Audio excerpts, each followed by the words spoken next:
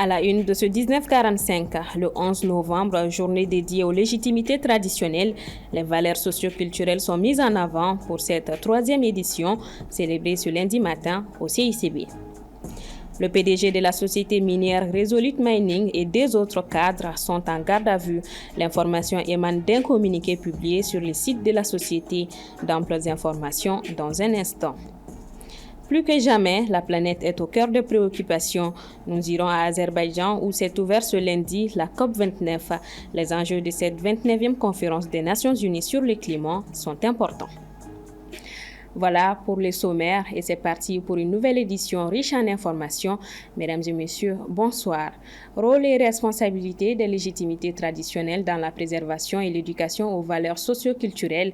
C'était le thème de la troisième édition de la Journée nationale des légitimités traditionnelles tenue ce 11 novembre 2024 au CICB. Djeneba Samaki.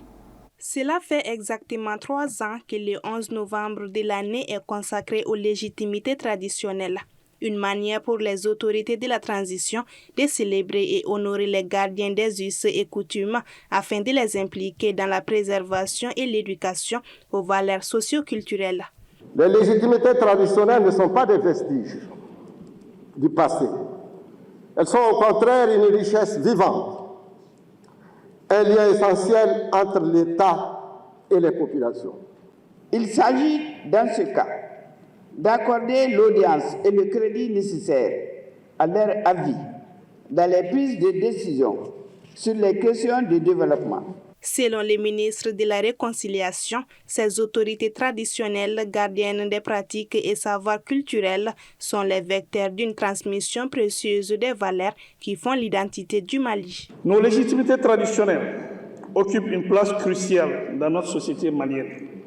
Elles jouent un rôle de premier plan dans la réconciliation nationale, la régulation sociale et la résolution des conflits, contribuant ainsi à instaurer la paix, le dialogue et la cohésion sociale.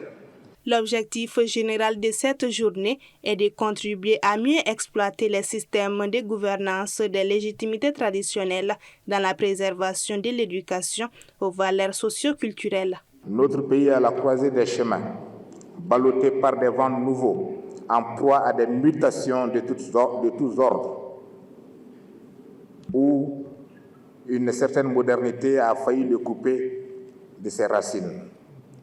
Dans un tel contexte, le retour aux sources pour interroger les ressorts culturels sur lesquels s'est bâti l'édifice ancestral s'avère plus qu'un impératif. Elles ont joué un rôle principal en partageant leur savoir et leur stratégie de gouvernance avec les autorités et les Maliens, ainsi que la facilitation de la gestion des affaires. La célébration de cette journée sera clôturée par des activités de consultation gratuites à l'endroit des légitimités traditionnelles, demain mardi 12 novembre 2024. S'agissant des conclusions de la conférence de Sochi, selon Sergei Lavrov, ministre des Affaires étrangères de la Russie, les participants ont adopté une déclaration conjointe qui comprend des évaluations de la situation dans le monde, notamment dans les domaines économiques, sociaux, des investissements, de la sécurité et de la lutte contre le terrorisme, outre d'autres nouveaux défis. Aussi, la deuxième conférence ministérielle du Forum de partenariat Russie-Afrique se tiendra en 2025.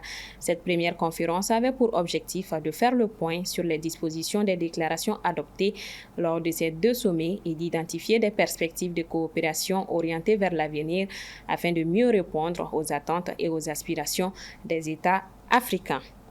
Retour au Mali. Depuis quelques mois, des compagnies minières sont dans le viseur du gouvernement de transition qui suit avec une attention particulière les revenus juteux de l'industrie minière sur le territoire.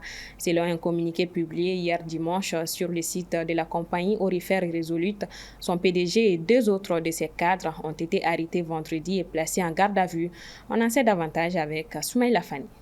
Suite à une affaire de faux présumés et d'atteinte aux biens publics, le PDG et deux cadres de la compagnie australienne Resolute ont été arrêtés alors qu'ils se trouvaient à Bamako pour des discussions avec les autorités selon l'AFP. Dans un communiqué publié hier dimanche 10 novembre, Resolute précise que son PDG et deux de ses collaborateurs étaient à Bamako pour discuter avec les autorités minières et fiscales des pratiques commerciales de la compagnie au Mali de manière générale et progresser sur les réclamations en cours contre Resolute. Ayant fait de leur cheval de bataille la lutte contre la corruption et de la restauration de la souveraineté nationale sur les ressources naturelles, les autorités de transition suivent avec une attention particulière les revenus juteux de l'industrie minière sur le territoire. Elle ambitionne de porter la contribution de cette industrie à 15 ou 20% du PIB, ce qui a conduit à de nouvelles réformes en août 2023.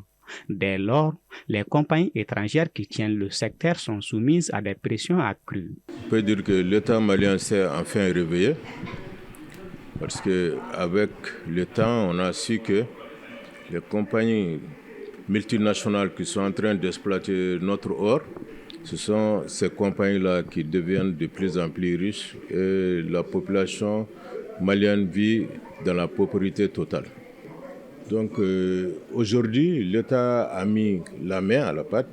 Ça veut dire que ce système, je dirais bien, ce système de corruption qui a fait que le Mali a été totalement écarté de ses propres ressources. L'État est en train de mettre les choses en place pour que le Mali puisse enfin bénéficier des immenses richesses de notre sous-sol. Donc ce n'est pas étonnant que ces sociétés minières-là doivent beaucoup à l'État malien.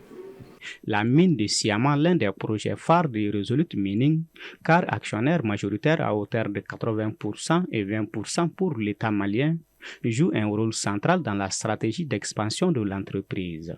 Selon des experts, les récents événements obligent l'entreprise à revoir ses priorités et à envisager divers scénarios pour ses activités au Mali. Ainsi, Resolute pourrait être contrainte de renégocier les termes de ses contrats, ce qui pourrait affecter la rentabilité de ses opérations à Siama. De plus, le gouvernement pourrait également imposer des restrictions sur les transferts de fonds ou sur les opérations limitant la flexibilité de l'entreprise et augmentant les coûts opérationnels. Pour rappel, fin septembre, 4 employés de la compagnie canadienne Barrick Gold, également en litige avec les autorités, ont été détenus plusieurs jours puis relâchés.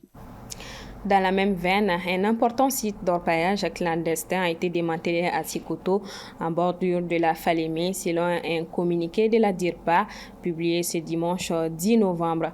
L'opération menée le 9 novembre par les forces de la zone militaire numéro 4 a permis la saisie d'équipements substantiels utilisés dans l'exploitation minière illégale, notamment 37 pompes et plusieurs groupes électrogènes, du matériel de transport, incluant des motos, ainsi que divers autres équipements ont également été confisqués.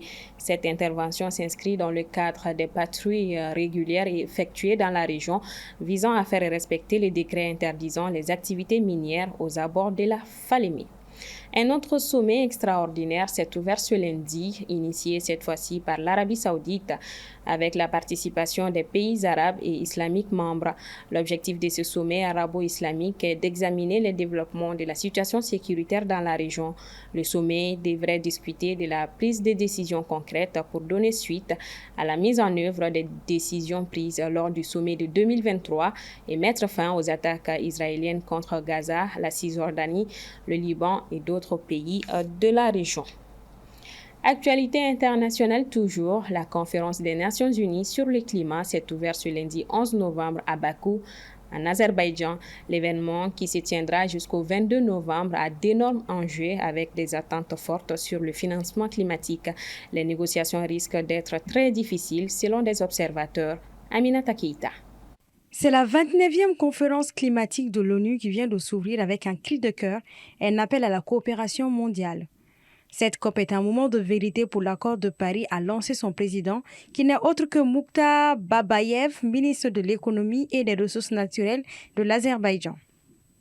Dans un contexte de conflits géopolitiques, de préoccupations concernant la sécurité énergétique et d'instabilité mondiale, l'enjeu principal de cette COP est de fixer le montant de l'aide climatique des États développés pour les pays en développement afin qu'ils se développent sans charbon ni pétrole et puissent affronter plus de canicules et d'inondations.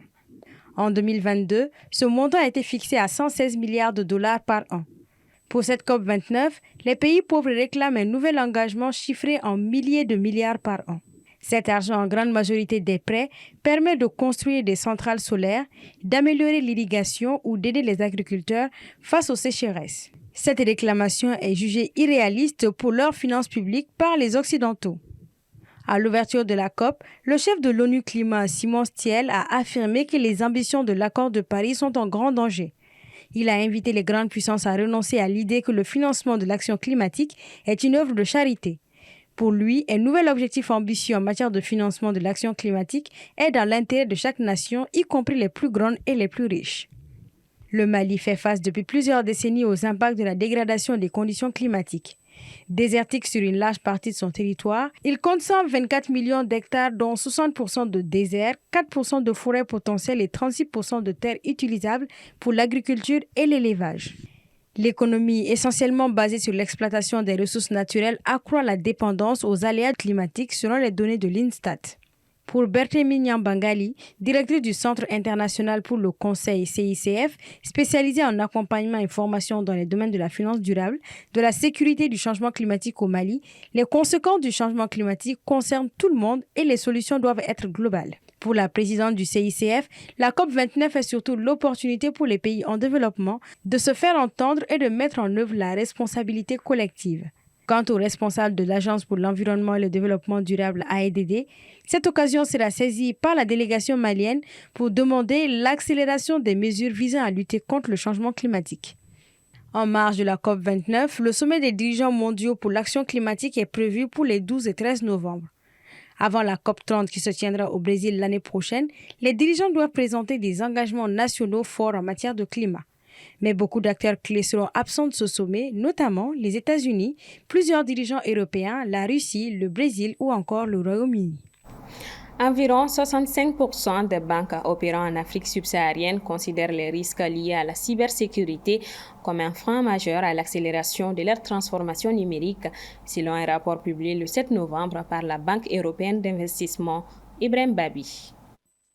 Intitulé La finance en Afrique, débloquer l'investissement à l'ère de la transformation numérique et de la transition climatique, le rapport se base essentiellement sur une enquête menée auprès de 51 banques opérant au sud du Sahara entre février et mars 2024.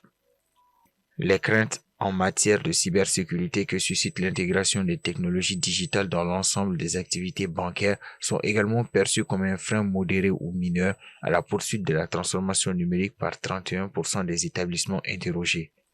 Malgré ces freins, près de 9 banques actives en Afrique subsaharienne sur 10 investissent dans des formations spécialisées pour améliorer les compétences numériques de leur personnel. Dans un contexte marqué par une forte compétition avec les startups de technologie financière et les opérateurs télécoms qui s'aventurent de plus en plus dans le domaine des services financiers.